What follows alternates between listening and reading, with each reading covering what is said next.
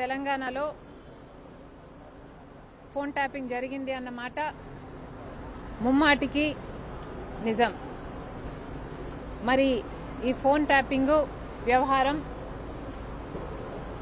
తెలంగాణ ముఖ్యమంత్రి, ఆంధ్ర ముఖ్యమంత్రి కలిసి చేసిన జాయింట్ ఆపరేషను లేకపోతే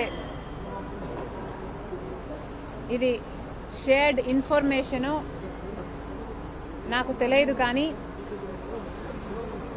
ఒక మాట అయితే స్పష్టంగా అర్థమైంది. అదేమిటంటే ఫోన్ ట్యాపింగ్ జరుగుతుంది.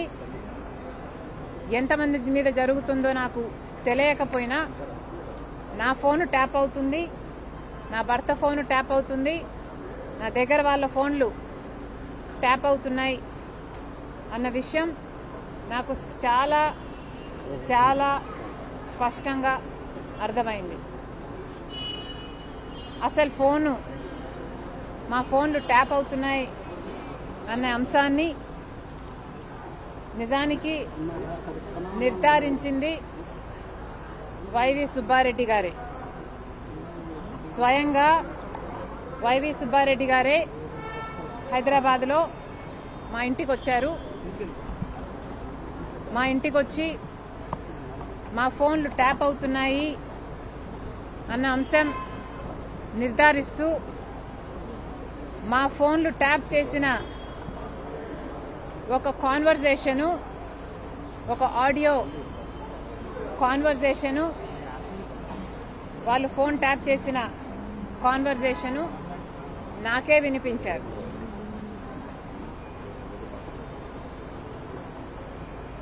మరి ఈ విషయం సుబ్బారెడ్డి గారు ఇప్పుడు ఒప్పుకుంటారా అంటే నాకు తెలియదు, నాకు అనుమానమే. ఎందుకంటే జగన్మోహన్ రెడ్డి గారు తన సొంత మేనల్లుడు మేనకోడలు ఆస్తి కాజేసే కుట్రలో భాగంగా జగన్మోహన్ రెడ్డి గారు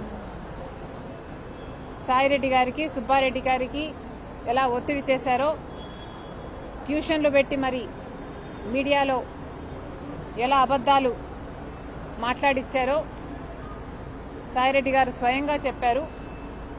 కాబట్టి ఇప్పుడున్న పరిస్థితుల్లో మరి సుబ్బారెడ్డి గారు ఈ విషయాన్ని ఒప్పుకుంటారో ఒప్పుకోరో నాకు తెలియదు. కానీ